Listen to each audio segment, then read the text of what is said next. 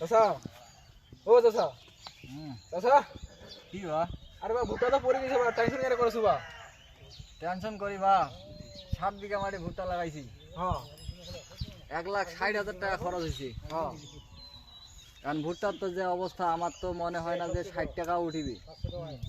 কারণ এই 1,60,000 টাকা খরচ করছি, 1,60,000 টাকা খরচ করার পরে আমার এই ভুট্টা ক্ষেতটাতে 1,60,000 টাকা খরচ, 7 বিঘা মাটি, 7 বিঘা মাটিতে আমার 1,60,000 টাকা খরচ করার পরে এখন তো ভুট্টা আমার 60 টাকাও বিক্রি হবে না। আবার বৃষ্টি আছে আবার এই যে দোকানে সারের দোকানে বাকি আছে, কয়েকদিন কামলা লাগে কাজ করছি, কামলার টাকা এখনো দিতে পারি নাই, আরো 6-7 হাজার টাকা পাবে। আমি এই টাকা কি দিয়া পরিশোধ করব? চিন্তা করেন না ভাই, টাকা আপনি বাজারে নিয়ে গিয়া ভালো মতো বেচাবেন, সেই টাকাটা কিছু ঘর খাবে। আর এখানে কি এই বিএসটা ডাকে দিয়ে আর তাও ভর্তি করে যাবে? বিএস একটা ডাকে আনি দেখাইলে কি কিছু টাকা সরকার ভর্তুকি দিবে? দিয়ার পারে ভাই,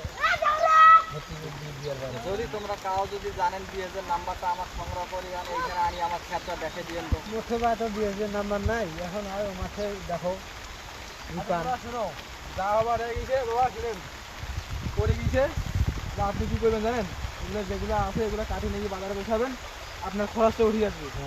আমার কথাটা বুঝতে পারছেন?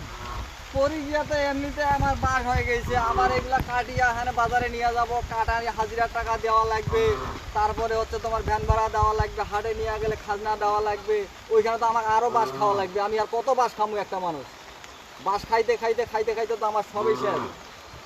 আবার তোমরা বাস খাওয়ার জন্য বুদ্ধি দিবা আছো? তোমরা তো আমার উপকার করার জন্য আসো নাই, তোমরা আমাকে বাস দেওয়ার জন্য আছো। তাহলে তোমার ভালো বুদ্ধি দেওয়া যাবে না, ঠিক আছে? আপনি যেটা পারেন সেটা করেন।